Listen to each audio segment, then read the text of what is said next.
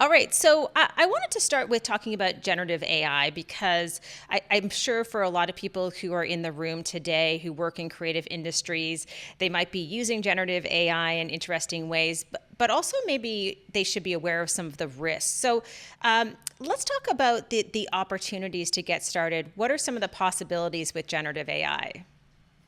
Yeah, and I think it's a great way to kick it off. I'd say, technology is the story of things getting cheaper. And as things get cheaper, new and different voices get to participate. So if the only advantage, for instance, is a movie for a big movie studio or a huge record label, is their access to capital, then that advantage is slowly going to be eroded over time when AI makes several aspects of the value chain a lot cheaper and a lot more accessible. But I would actually say I think the biggest opportunity is going to be when AI leads to a new type of creator and new ways of doing things, right? When you look at the internet, it changed who got to create and who got to contribute to visual storytelling. Long before AI entered the picture, we saw the shift in how music was made from recording live bands in a studio to now producers generate full tracks in a computer. I mean, most of the top hits you would listen to today were generated in a computer, right? So I think that is the biggest opportunity. It's still up for grabs in how we actually create and distribute and share and what we consider to be art in the age of AI. I love that you brought up the price point because I think that is something that a lot of people perhaps don't speak enough about. And I'm sure for people in the room who think back, I'm talking 15, 20 years ago, if you wanted to create a TV show, if you wanted to design a magazine, I mean, the software and the hardware that you would use would be so expensive that it would take massive teams and hundreds of thousands of dollars in some cases to bring that together. So when you think about the fact that all of this is now at our fingertips and we're at this kind of tipping point of excitement in terms of the opportunities that are in front of us, for people who are wondering, how is it going to change the way that I work and how can I work alongside this technology without having it replace me? What would you say to them? Yeah, and it's a really great question. I mean, it's a general purpose technology. So like the internet and so like electricity, it's going to change everyone's jobs. We'll be building alongside it, but also on top of it. And I think that that's a key thing to understand with AI. The same way you build on the internet, you'll build on AI as a new kind of distribution platform. But I think the best thing we can do is to embrace the uncertainty and lean in and start to learn how to work with these tools because you know the pain points in your job the best. So if you're an artist, you know that maybe you love what you do, you hate writing the marketing copy, but you know you have to do that to get your work out there. Or you hate participating on social media, but you know you have to create and share some of what you do. So these are all of the ways you can apply AI to any of the pain points in your work, but you have to be kind of sampling and trying and leaning into these tools to know that to begin with. And I'd say the good thing about generative AI compared to other technologies is that the interface is language. That is right. And so that is something that we are all, most of us quite naturally adept in is our own speaking language. So it's much easier to talk to an AI system than it would have been to surf the internet for the first time, whatever that would have meant to people. Now, I'm thinking there's some people who are wondering, should I be using AI? Where should I start? And I think it's also fair to say, and you certainly probably run across people in your speaking and your advising, and in the world today, I mean, the top leaders of all industries are already using AI, right? Like there's no sort of closing the barn door on what's happening right now. So do you think it's a question of should I embrace it or not? Or like, yes, everybody in the creative industry should embrace AI in one way or another because that is just going to be the future of how we create? Yeah, I think two things can be true. So I do think AI it's a foundational technology. It is not going away. The way we stream electricity and you walk into your hotel room and you assume you can plug in your phone, we will stream AI. That is what general purpose technologies do. They're foundational. So there is no unsubscribing, right? It's akin to unsubscribing from the vehicle. It's just not really an option. But it can also be true that we aren't entirely content with the process of how these models have been built and whose voices kind of got sidelined in the making. So I think both are true. And I actually think what can be more dangerous is if we become we get frustrated to the point where we unsubscribe and don't share how things could be better. And I think that is the worst thing we can do in these moments is kind of just sit back and say, I don't like it, I don't agree with it, so I'm therefore not going to try to shape it. So let's dive into that a little bit, because when we think about generative AI, the reality is that a lot of the different tools that people may be using, those models were trained on data that is available on the internet, that it's not like permission was asked to each of these individual creators. So how do you overcome that situation, or how do we work towards a more ethical framework for generative AI? Yeah, and it's a tricky one because I think the argument that AI companies make is that if you train data or your models on publicly available data, and if you have posted something on the internet that counts as publicly available data, then that qualifies as fair use under copyright law. And so they see it as similar to how a student might study thousands of books to learn a language. That's what they're claiming is happening. And of course, many artists, many rights holders are pushing back to say this is actually extraction, right? You're using somebody's work without their permission or their credit. And I would actually agree with that. I don't think art and creation of any kind thrives when people feel exploited in the making of it. I think that actually goes right, against inspiration. But I do think we have to update our copyright laws. So right now, there's a lot of cases that have been litigated, and I'm glad that's happening. But we are applying a framework from 200 years ago or 150 years ago to a technology, to a transformative technology that is going to change so much about how we live and so much about the future. It just doesn't apply. And by not innovating our regulatory markets, you provide loopholes for companies to just kind of, scrape around. And so I don't think it's sufficient that we just litigate with the current copyright laws. I think that is going to set creators up to fail. Copyright laws have to innovate because, AI, and it is some give and pull. So maybe it's like we give credit or we figure out a way to have some economic incentive. But whatever we land on, it's not going to come out of the current copyright laws. So I think, and that's part of the moment we're in. Everyone's role changes. How we regulate changes. Everything is required to innovate in this moment.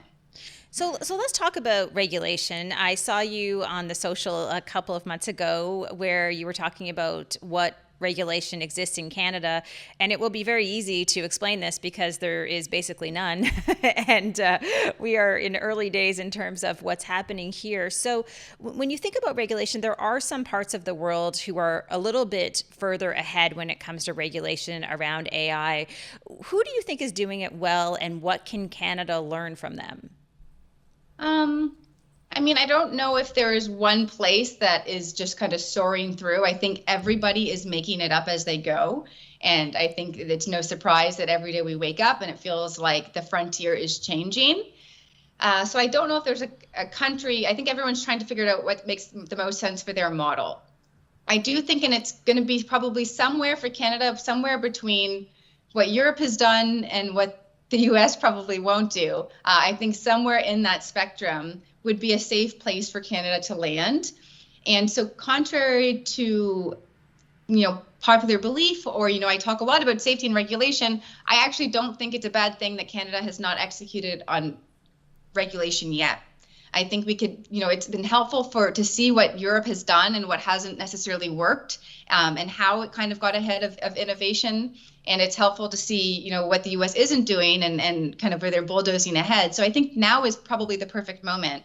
And that, a blanket approach isn't also going to work. It's going to have to be adaptive, much more akin to what the Montreal Protocol was.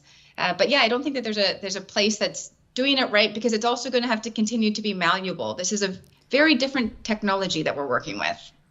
I was just at an event last night, and one of the people on the panel said that good regulation is the mother of innovation. And I really loved that saying, because I think regulation can help us here in Canada sort of put some type of guardrails in place so people understand that, hey, we're watching out for how these different AI models are being used in the country. We're protecting Canadians. So as we move along, how quickly do we need to figure some of this out? We probably do need to figure it out quickly, because it's also for businesses, right? People don't want to deploy AI if they don't know how they could be, or if they could be litigated later as a result of it suddenly falling out of a kind of regulatory boundary. So regulation can help innovation, because now you know the framework that you can work within. And then for consumers, you feel safe adopting these technologies because you know that somebody has at least reviewed the manual before you kind of go live to air with them. And I think the faster we can get going and recognize that we have to make some room for adaptive regulatory markets, because things are going to evolve over time, I think that that's an advantage. And I think the faster we can get going with regulation, the faster we can get it out of the way and it not be the main conversation that's happening in Canada, right? I think, Canadians, that there's so much more to AI than just how we regulate it. We also need to adopt it and be using it and be leading the technology, a lot of it which came from University of Toronto. But if the only thing we can, we center around is regulation, that's really going to hinder Canada's ability to take this technology and run with it. Well, I definitely want to talk more about the opportunity in front of us, but I do have one just really quick follow-up, and I think you touched on it there. When you think about the history of Canada, I've heard you say before that, the AI story has Canadian roots, and I think we've heard of all of the different people and the players who are important to that journey. But maybe you could just set the scene for the audience today before we get into, again, those opportunities about why this is a Canadian story in so many ways. Yeah, we're all familiar with ChatGPT, and for better or for worse, the technology that has given us, opportunities or a headache for the last 2.5 years.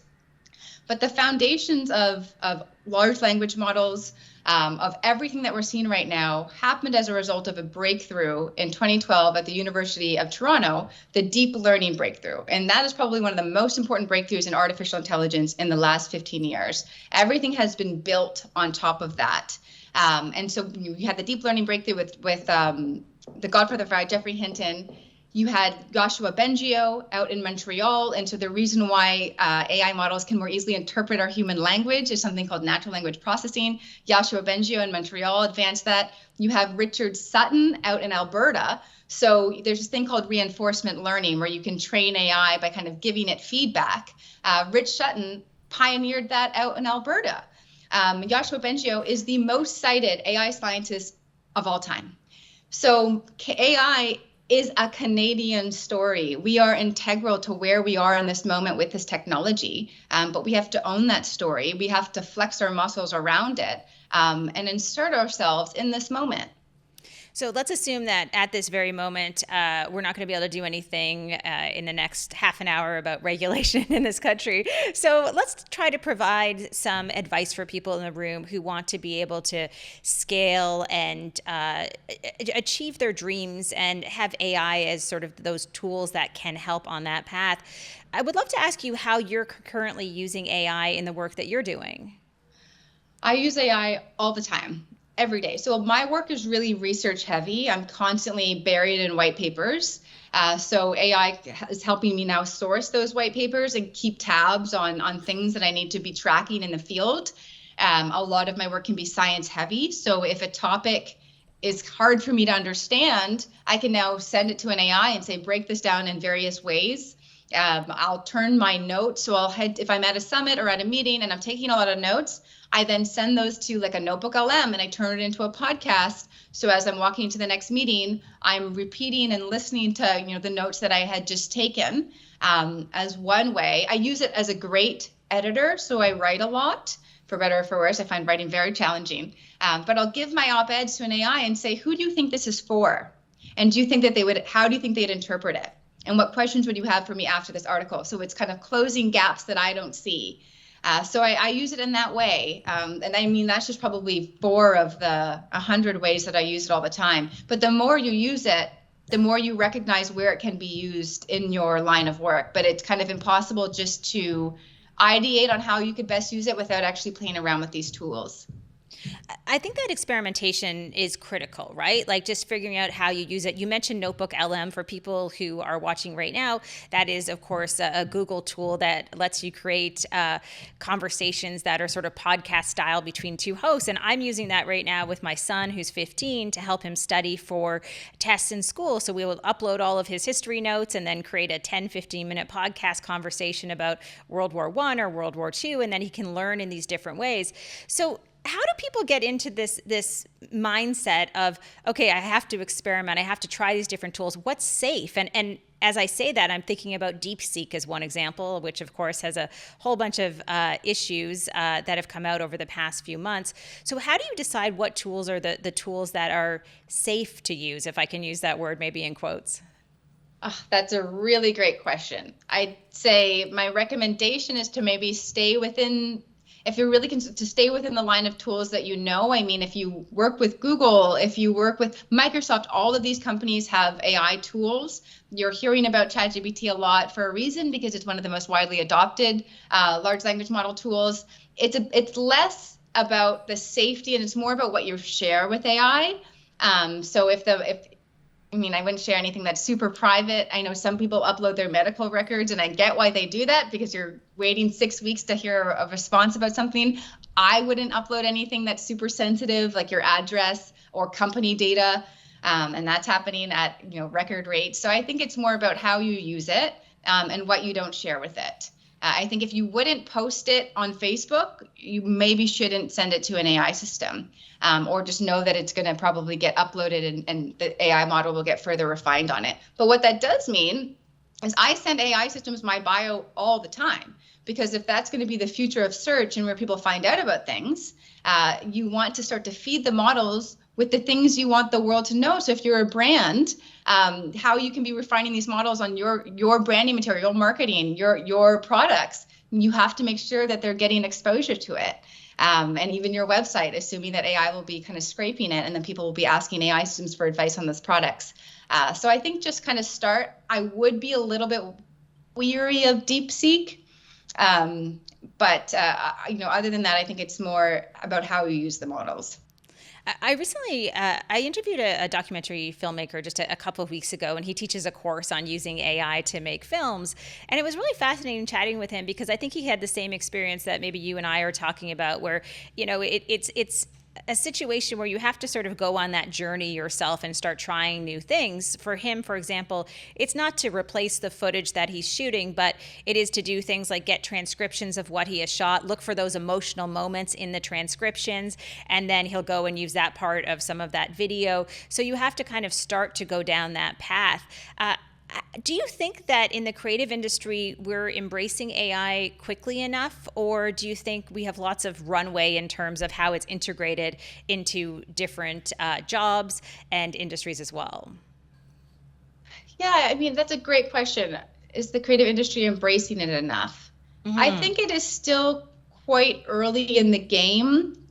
I think because of how AI companies have gone about building the tools, and there's a big feeling of like betrayal and just all of that that's happened with the data. It has also unfortunately made probably creatives more reluctant to engage with tools where their work has also probably been scraped to train it. So I really get that, that kind of unfair relationship that's happening there. Outside of that, historically speaking, creatives have been the first to really adopt. I mean, what creatives tend to do, whether it was leading us to the radio, or the invention of Pixar turning computers into something very inspirational and creative, that tends to happen in kind of quiet corners of the world, and we don't hear about it because creatives can work without needing a direct ROI. They can think differently and they can just get inspired. And so it's creativity with these new tools. It just suddenly surfaces. Right? Pixar suddenly came out of nowhere with the computer. So I think that that's what's going to happen with AI. And so if you are a creator and you haven't, or creative and you haven't yet kind of started to sample with these tools, I would say to start, everything about your work that doesn't inspire you, you can probably offload that. If there's a part of your work that really brings you the inspiration, that's probably sacred to you, and that is your superpower. That is what an AI can't do or what your competitors can't do. But the parts of your work that don't inspire you, give that to a robot. Yeah, and there's so many examples of that. I know in our business where we do podcast production, for example, and we're shooting videos all the time, is that we use Opus Clip to be able to create short vertical videos, and it'll do like a batch of 10 to 20 in a couple of minutes. That typically would take someone maybe 3 days to be able to go through and edit all of that. So that's an example of a job that I don't think anyone enjoyed in the first place. So it can be outsourced to those robots, so to speak. You know, some people may hear that and think, oh my gosh, my job is at risk. What would you say to them? Yeah, I actually think there isn't a job that isn't going to be impacted by artificial intelligence. I cannot find one in any sector. So how quickly AI might disrupt your specific role or your specific industry, that does vary. But I don't think there's a job that isn't going to change because of how general purpose this technology is. So I think we all have to expect our role to change and have the humility to know maybe by 2030, 60% of what I do is different. And that's not unique to you or me or somebody over there. That's all of us. And I have that same conversation, whether I was in a law firm last week or, financial advisory firm, it's the same. All of us have to expect some change in what we do. And once we kind of get over that, and change sucks, nobody really likes it. I even think about my job and I'm like, wow, I'm going to have to keep learning every year. But that is the only thing that we can guarantee about the future, is that we're going to have to continue to evolve and continue to learn. And it's not even just to keep pace with the future. It's also what we've always done. But it's just kind of getting compressed in these time scales as AI and new technologies continue to change and advance the frontier.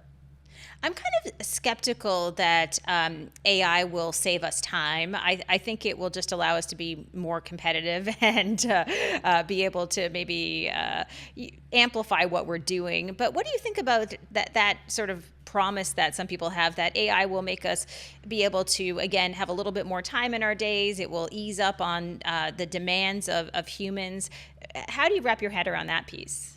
I know it's funny because we are technically we have digital technologies everywhere, and we've also never been busier.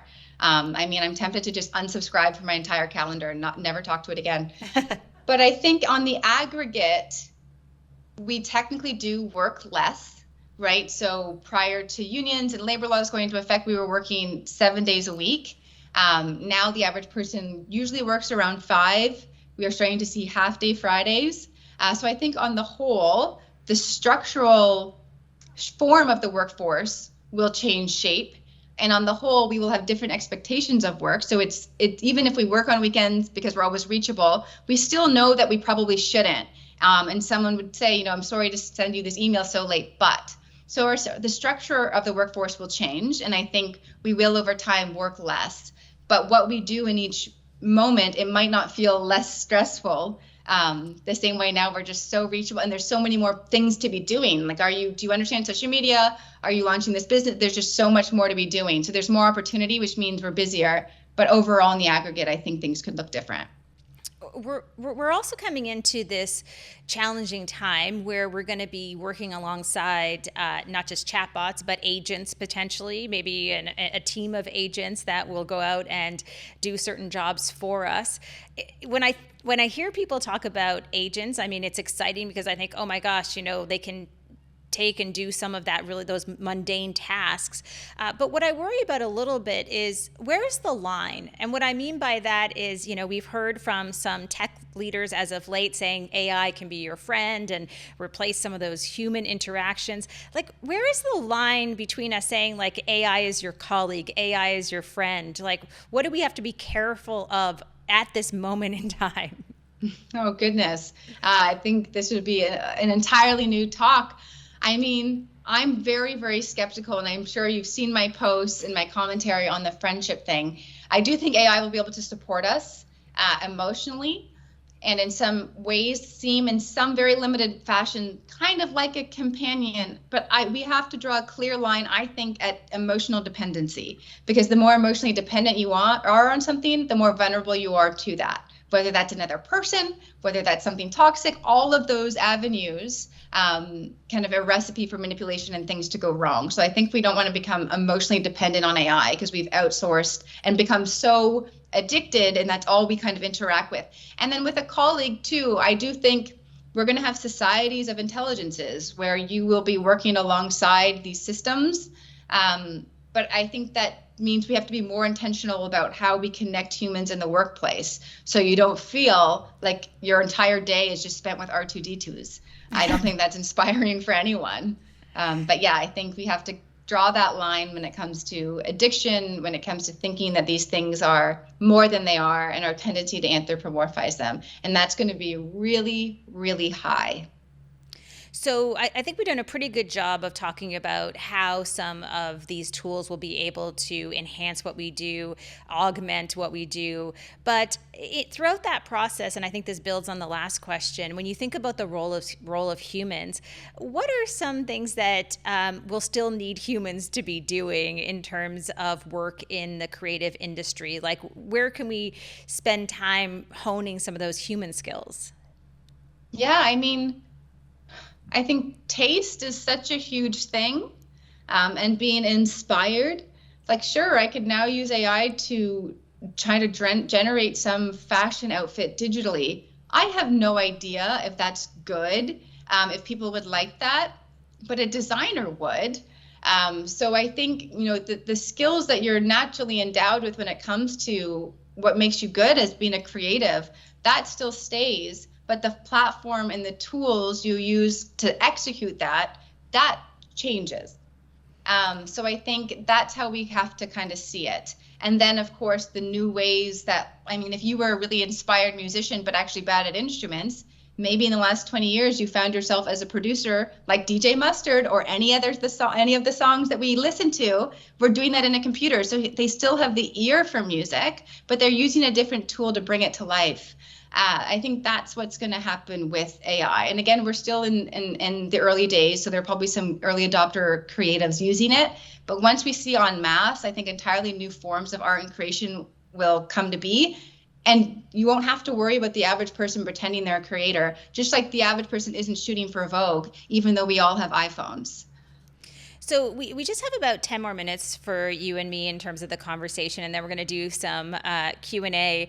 I know one of the things that I mentioned in the title of this session is how can Canada lead the way? I think we've kind of put the regulation issue to the side, like we hopefully will make some progress there, but it's really more than that, right? Like, how do we actually build the skills to train a nation of people who are AI literate, who can really embrace this technology? Because I think we're a little bit off from that goal right now.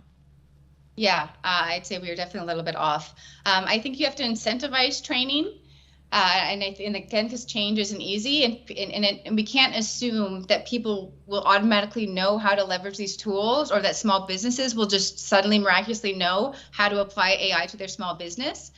So I think making sure you invest in, subsidize, whether it's a tax benefit or whatever it is for small businesses, large businesses, to adopt these technologies to train their workforce. That's probably the best point of contact you have to people, is to go through companies, sponsor the training, and make sure that workforce is getting skilled. And then the good thing about Canada is that we have a relatively stable education system. I mean, we are one of the most educated countries in the world. And pretty fair, equal education across the country. That's a really great piece of low-hanging fruit to start to also prepare the next generation for what the world that they'll be stepping into. And then again, I think it's also a brand story. We have to start talking about the Canadian AI brand. What does it mean for Canada to lead in this era? What are the Canadian pain points? I think maybe we all feel we wait a little bit too long for healthcare and things. These are amazing problems for AI to solve. So let's get excited about how it can be uniquely positioned to help our country. I mean, there's a lot that AI can do for us. I just don't think many Canadians have even been told that story. Are you optimistic that we can tell that story and build that brand? 100%. I really believe Canada is this kind of emerging superpower waiting in the wings. And we have so much of the AI story.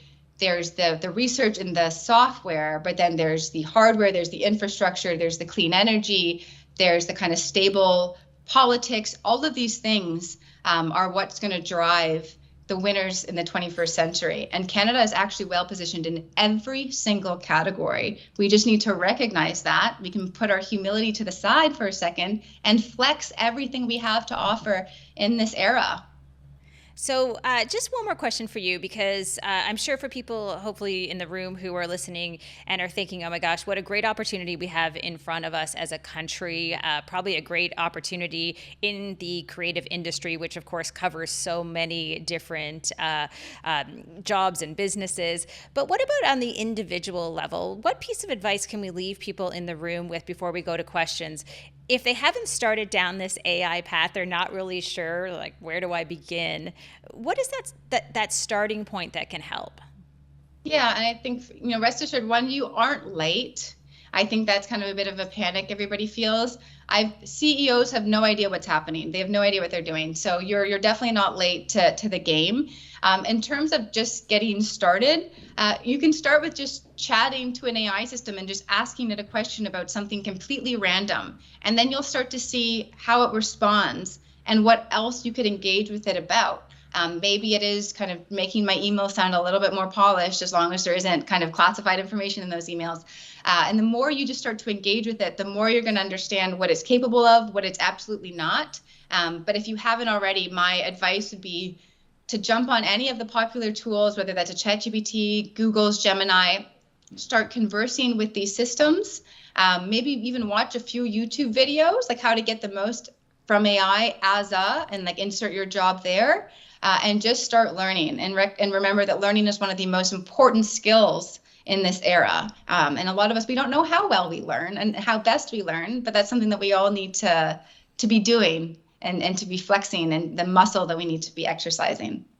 Yeah, and if I can just add to that, because it's such great advice, I would say too, don't assume that something that you try to do today with an AI system, you won't be able to do in just a few weeks. And the reason I mention that is that, if you've tried ChatGPT back in 2022 and you thought, I don't really need this, you should try it today, because it's a whole different experience, right? Like, you can design images, you can do so much more. So I think we have to revisit some of these tools regularly, because the capabilities really become pretty phenomenal very quickly too. I'm so glad you brought that up, actually, because there is also a tendency to ask AI to suddenly do one thing. I have a friend in marketing, and she just asked the AI system to build the plan. And that was it. 3 lines, go build the plan.